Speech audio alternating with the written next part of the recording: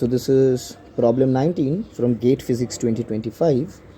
And what are we given? So we are given a logic gate, and we are asked that what should be the correct combinations of the propositions P and Q such that the output T is 1. Okay, so this is the proposition which is given to us, the circuit. So we have P, we have Q, then we have an OR gate, then we have the complement gate, and here is also a complement gate, and then finally we have the AND gate, right? And this is my T.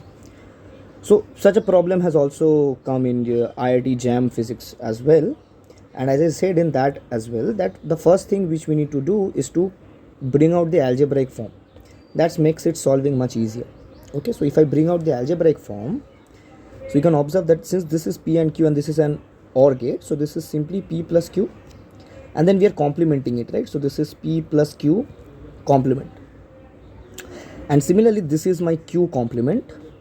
So my output T should be P plus Q complement and Q complement, right? Because it's the AND gate simply.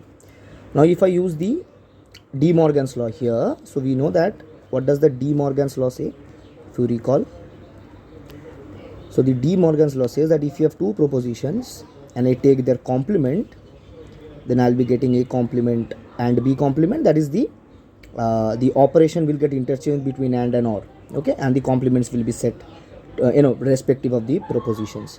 Similarly, A B complement should be A complement plus B complement, and so on. So this is the basic law of the basic De Morgan's law. So we apply it here, I'll get P complement, Q complement, Q complement.